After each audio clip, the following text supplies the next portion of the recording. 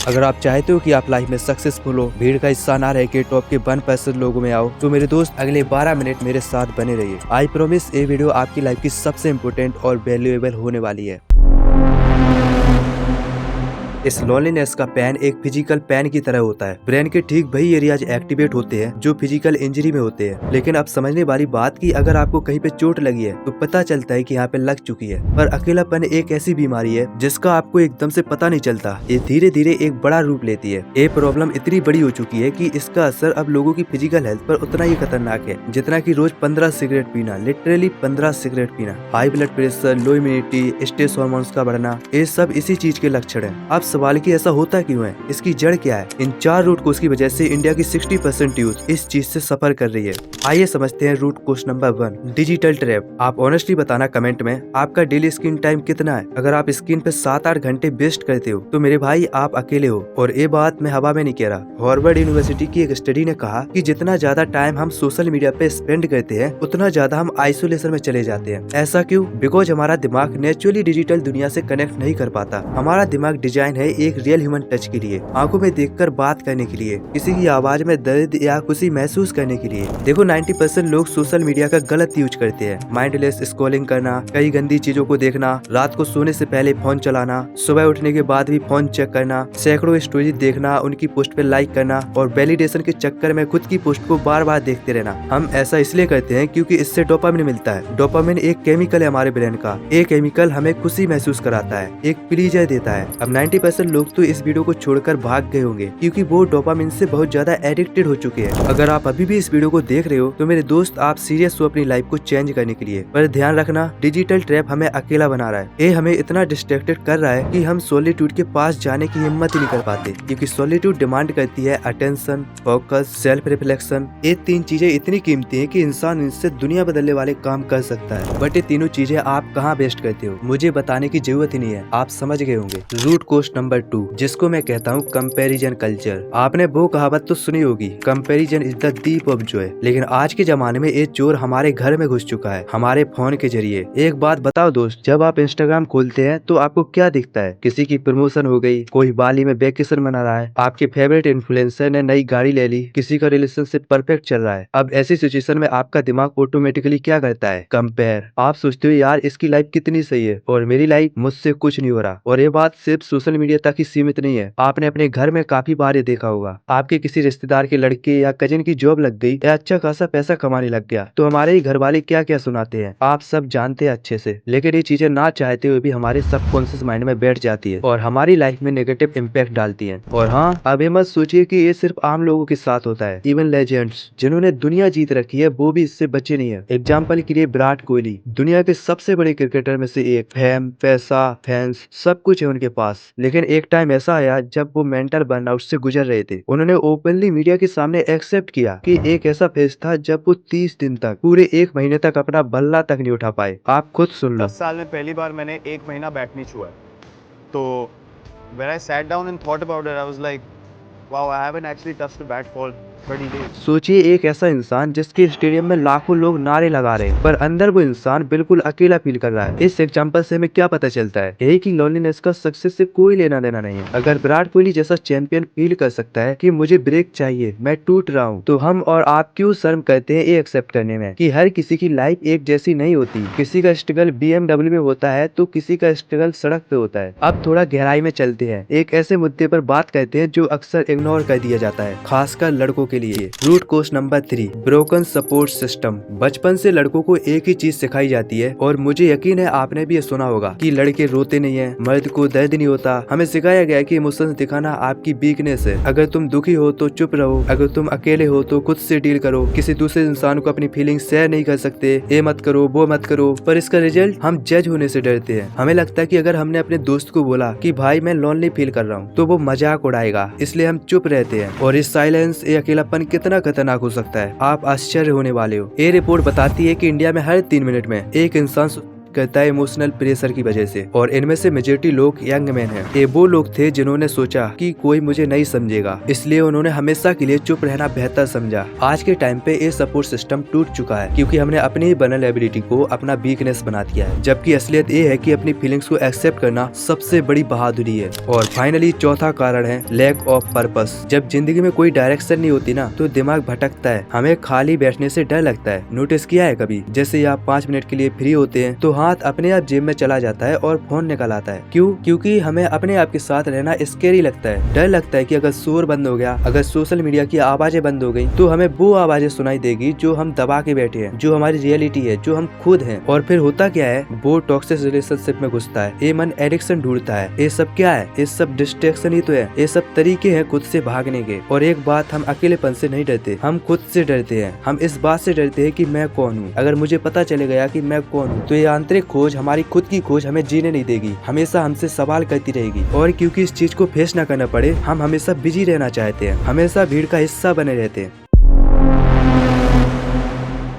लेकिन मेरे भाई, अब तक हमने बात की प्रॉब्लम्स की कि क्यों हम अकेलापन महसूस करते हैं, लेकिन अब मैं आपको वो नजरिया देने वाला हूँ जो 99% लोग मिस कर देते हैं। ये सुनकर आपका अकेलापन को देखने का नजरिया हमेशा के लिए बदल जाएगा। देखो, एक नॉर्मल इंसान अकेले रहता है ताकि उसे दुनिया की, समाज की समस्याओं का सामना न करना पड़े, किसी से बात न करना पड़े। वो बस दिन भर मोबाइल चलाना या गंदी आदतों में फंसा रहता है। शायद आप में से कुछ लोग रिलेट कर पा रहे होंगे इस बात से। बट जो हिस्ट्री क्रिएट करते हैं, जो लोग लेजेंड्स होते हैं, वे अकेले इसलिए रहते हैं ताकि वो क्रिएटिव हो, चीजों की परत को साफ साफ देख सके, वो डिसिप्लिन, रेसिलेंस, कॉन्फिडेंस हो सके। यानी वो ये कर सकता है जो एक नॉर्मल इंसान सोच भी नहीं सकता। मतलब आप समझ रहे हो, हम दोनों ही सिचुएशन में फिजिकली अकेले हो सकते हैं, लेकिन उनका मेंटल स्टेट बिल्कुल अलग है। लॉनलीनेस में आप दूसरों की कमी महसूस करते हो, लेकिन सॉलिट्यूड में आप खुद को एंजॉय करते हो, अपने ही काम में हैप्पीनेस ढूंढते हो। इस सॉलिट्यूड की प्रैक्टिस ही है जो आपको ये ताकत देती है कि आप मुक्त हो सके कंपैरिजन ट्रैप से, डिजिटल ट्रैप से और मर्दानगी के बोझ से। लेकिन ये बात कोई नई नहीं है। हिस्ट्री के महान लोग इस सुपर पावर को पहचानते थे और यूज करते थे। हमारी हिस्ट्री भरी पड़ी है उन लोगों से जिन्होंने दुनिया बदल दी, और उन सब में एक चीज कॉमन थी, इंटेंशनल यूज ऑफ सॉलिट्यूड। वो भीड़ से अलग हुए ताकि वो भीड़ से बेटर आइडियाज ला सके। Sir Isaac Newton, Steve Jobs, Mahatma Gandhi, Mahatma Buddha, अगर आज की बात करें तो Elon Musk, Mister Beast, Acharya Prasad. अगर मैं लिस्ट बनाने बैठ गया तो ये लिस्ट कभी खत्म ही नहीं होगी। अब आप बोलोगे यार बेटर लोर, ये सब तो मोटिवेशनल बातें हैं, इसका लॉजिक क्या है? अकेले रहने से दिमाग तेज कैसे होता है?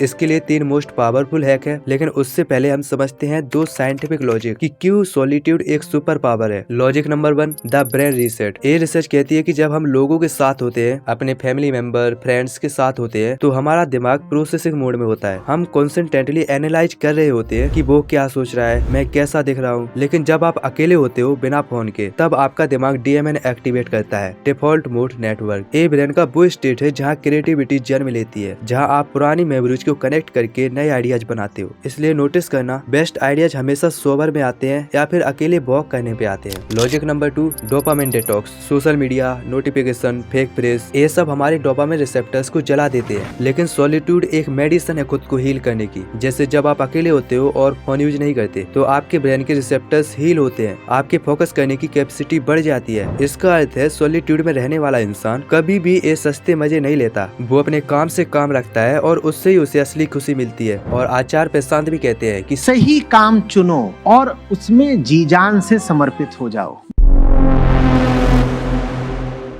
अब आते हैं 3 मोस्ट पावरफुल हैक पे, जिसके बिना आप सॉलिट्यूड में जा ही नहीं सकते। ये वही हैक है जिन्हें मैं डेली बेसिस पे यूज करता हूँ, इसलिए इसे बिल्कुल ध्यान से सुनना, चाहे तो आप नोट बना सकते हो। Hack number 1, replace distraction with purpose. आपको ये जानकर आश्चर्य होगा कि आप डेली बेसिस पे 90% काम खुद करते ही नहीं हो, बस सब ऑटो पायलट में चल रहा होता है, क्योंकि आप बेहोशी में जी रहे हो। जब आप इंस्टाग्राम स्क्रॉल कर रहे होते हो तो नोटिस किया है, आप वहाँ होते ही नहीं हो। आपकी बेहोशी में 20-30 मिनट निकल जाते हैं और आपको पता भी नहीं चलता। यूट्यूब पर देखने गए थे एक वीडियो, पर भाई का 1 घंटा कम निकल गया, पता ही नहीं चला, क्योंकि आप एक ज़ॉम्बी मोड में चले जाते हो। किसी चीज को करने के लिए पहले थॉट आता है, बाद में एक्शन। ये बात हम सबको पता है, लेकिन यहाँ पे ना कोई थॉट है ना कोई एक्शन, बस एक ज़ॉम्बी की तरह सिर्फ कंज्यूम कर रहे हो। पर ये है बेहोशी से होश में लाने का सबसे पावरफुल तरीका कि डिस्ट्रैक्शन को मारने की कोशिश मत करो। अपने पर्पस को इतना बड़ा बनाओ कि डिस्ट्रैक्शन खुद ही छोटा हो जाए। आपका जो भी बेस्ट टाइम है, आपको बस एक ही सवाल का जवाब ढूंढना है, वो कौन सा काम है जिसे मैं अपनी पूरी एनर्जी दे सकता हूँ, वो काम जिसमें 4 4 घंटे भी लगाते हैं तो लगता है कि 4 मिनट ही हुए हैं। जब आपको ये अपना मिशन, अपना पर्पस मिल जाएगा, तब देखना आप छोटे मोटे डिस्ट्रैक्शन में फंसोगे ही नहीं। हैक नंबर 2, लर्न ए सॉलिट्यूड स्किल। देखो सच बात ये है कि अकेलापन हमें तभी परेशान करता है जब हमारे पास करने को कुछ नहीं होता। जब हम अकेले होते हैं तो दिमाग नेगेटिव बातें सोचता है। इसलिए पहला हैक बताया है मैंने आपको कि अपने पर्पस को फाइंड करो, और दूसरा इस अकेलेपन वाले टाइम को किल मत करो, इसे स्किल में बदल दो। अब इसका मतलब ये नहीं कि आप वैलिडेशन या पैसों के पीछे भागो। मेन होना चाहिए आपका काम, आपकी स्किल। पैसों के पीछे भागोगे तो मेरे भाई आप कुछ भी अचीव नहीं कर पाओगे, लेकिन अगर स्किल को मास्टर करोगे तो पैसा अपने आप आपके पीछे पीछे आएगा। हमें कोई ऐसी चीज सीखनी है जो सिर्फ अकेले में ही हो सकती है। ये रही वो स्किल जिनको आपको आज के टाइम पे सीखना ही चाहिए। जब तुम एक स्किल प्रैक्टिस कर रहे होते हो तो तुम प्रेजेंट मोमेंट में लॉक हो जाते हो, और वही मोमेंट है जहाँ एक्चुअल हैप्पीनेस है। फर्क समझो मेरे दोस्त, पहले आप अकेले थे और बोर हो रहे थे, अब आप अकेले हैं पर अपने काम को एंजॉय कर रहे हो। ये एक सिंपल इक्वेशन याद रखना, अकेले में जो आप स्किल सीखते हो वही आपका फ्यूचर डिसाइड करती है। तो आज ही चूज करो वो एक स्किल क्या होगी जो आपका अकेलेपन ही आपकी ताकत बनेगी। Hack number 3, build your system. अब आपने पर्पस ढूंढ लिया, आप कोई स्किल सीख रहे हो, लेकिन जब आप सॉलिट्यूड में जाकर कोई नई हैबिट बनाते हो, जैसे कल से मैं 4 बजे उठूंगा या मैं डेली 6 घंटे काम करूंगा, तो आपके दोस्त, सोशल मीडिया और आपका सबसे बड़ा दुश्मन जो है आपका मन, ये सब आपकी नई हैबिट को तोड़ने की कोशिश करते हैं। इसलिए हमें चाहिए एक सिस्टम। तो अब सवाल की सिस्टम कैसे बिल्ड करें? एक ऐसा सिस्टम जिसमें आपको सोचना ना पड़े, बस काम ऑटोमेटिकली हो जाए। तो पहला स्टेप, आप डिसाइड करो क्या करना है, कब करना है, कहाँ करना है। जैसे मैं रोज 7 बजे जिम जाऊंगा या हर दिन 3 घंटे पढ़ाई करूंगा। अब इस चीज को लिख लो नोटबुक में। और दूसरा स्टेप, उस चीज को करने के लिए एक एनवायरनमेंट सेट करो। काम के टाइम पे स्क्रॉलिंग मत करो, जंक फूड मत करो, ऐसा करो वैसा करो। ये चीज आपको बताने की जरूरत नहीं है, आप इतना खुद समझदार